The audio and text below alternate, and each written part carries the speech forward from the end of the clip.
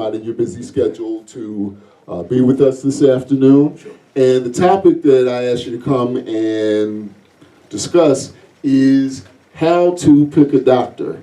As an African American man, myself, I've had experiences with doctors that have been, they would be hilarious if they weren't so almost tragic in the way that they talk to me. I have other friends who are African Americans who can point to what was done to Henrietta Lacks, who can point to the Tuskegee experiment. And so trying to get them to see a doctor is very hard. And we know all you have to do is watch any African American sitcom and the discussion of food and diet comes up. And we're going to talk about that with some other people as well this afternoon.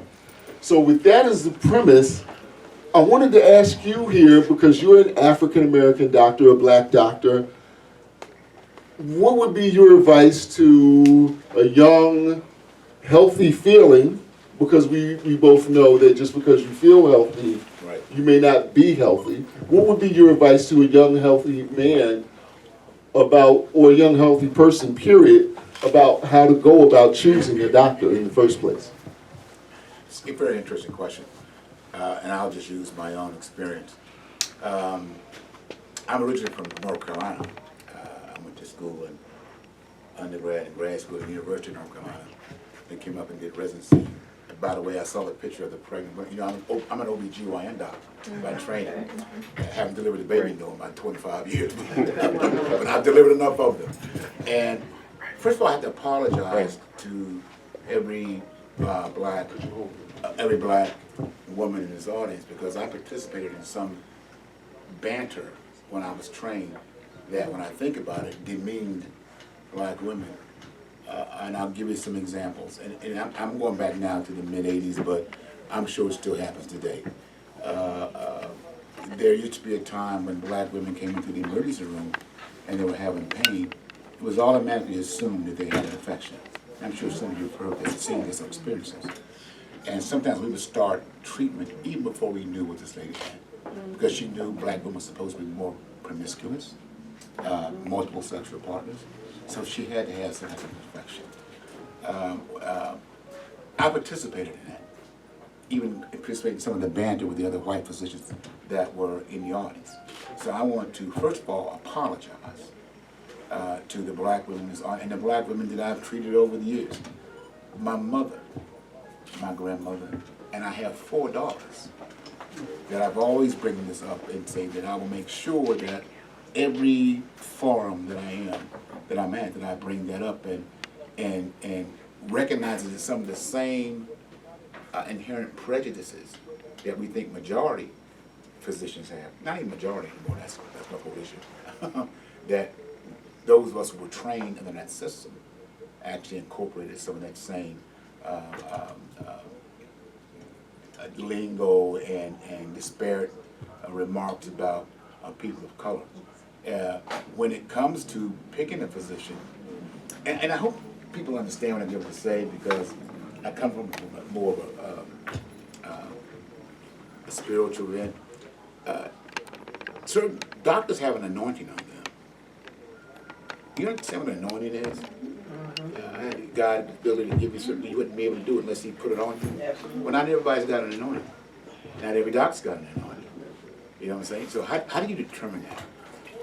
I think, especially for black men, we're going to segue on that just for a little bit. I think that the main thing is, if that doctor doesn't look you in the eye, then you don't need to be in there with him. If he's afraid to touch you, then you don't need to be in there with him. You know what I'm saying? I was involved. I've had multiple practices. I had 18 different offices. I had 75,000 patients in New Jersey. Wow. Before my company was acquired.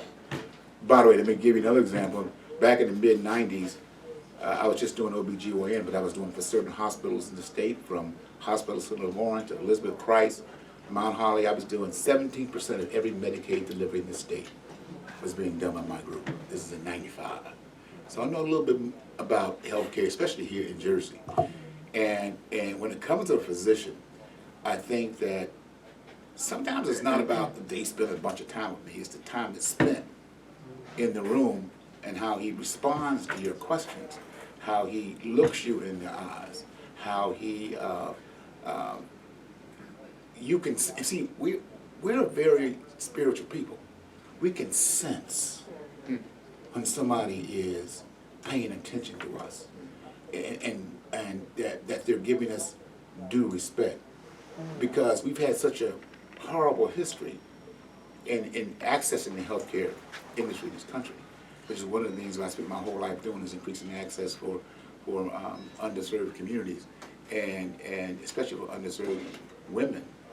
And we still have a long way to go. We all heard about the problem with black infant and maternal morbidity and mortality. That is still very high. But I would tell you that the main thing is to meet that physician, look him in the eye, sense where he's coming from, sense if you feel that anointing that he's got, that he really can do what he says he can do. That I'd come from there. Okay. 56 years old. Yeah. I'm 56 years old, and I walk into a doctor's office, and I'm meeting with my physician or a physician for the first time, or I'm being admitted to the hospital for the first time, and the physician comes to consult with me. True or false, if I'm checking into the hospital, I need to have another family member there as an advocate. Yeah, I think so. I think that, by the way, you said something very interesting, and I didn't want to segue off into speaking about black men's health, but you got. Yeah, I was about to ask. What's the first question I should ask? And so okay, so let's say this. I'm sorry because I'm on a time constraint. Okay, go ahead. True or false? So it's true. I should bring an advocate with me when I'm checking into the hospital. Absolutely. If it's possible, you want to have a family member or a significant other there. Okay. What is the first question? You're a physician. What's the first question you ask a physician when you're meeting with a physician for the first time? And I said him, so excuse me, because it could. I've had some wonderful women who have been my physicians as well. Let me tell you, I'm keeping it real simple. Sometimes you can tell by just the greeting. When you say hello. Absolutely.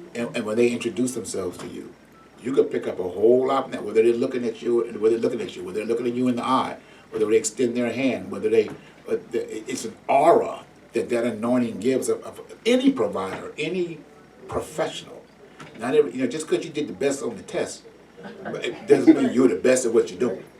And my experience has been, once African American physicians got to the hospital ward, we always were better diagnosticians. May not got the highest score to test, but when it came to putting the hands on the patient, we excelled at that. And I still see that going on at this particular time.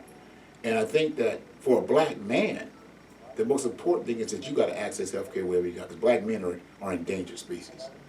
And the reason why is because we don't access it. We don't get health screens. We don't get screened.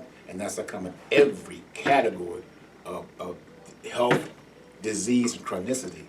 Black women, black men, and black women lead.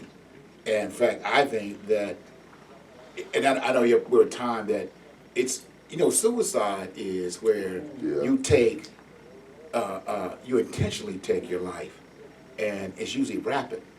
I don't know what you call it when you do some things that you know are not are going to shorten your lifespan. Smoking, drinking, what your get high is. That is that suicidal? Or you're eating stuff that you know, and you know it's deleterious to your health. And I think that what black men and women need to do is let's control the things that we can control. We want to blame somebody. It's the hard message, but we got to look internally. The third leading cause of death among black men is homicide. First, between 19 and 25, in between, I think it's 30 and 40. Number one, homicide. So, it's and that ain't some rogue cop killing us. You know who that is. It's us killing us. So, and then when you look at the other causes of black folk and black male death, cardiovascular disease, cancer, particularly colon and prostate cancer, injury, diabetes, kidney disease, stroke, COVID and HIV still kill a lot of black men and women. I'm an eighth list. Wow. Then you have pulmonary disease. Okay. So all these things are, there it is. So let me ask you, the African proverb says the journey of 1,000 miles begins with one step. As we close out this interview, Yeah. you're still in the area.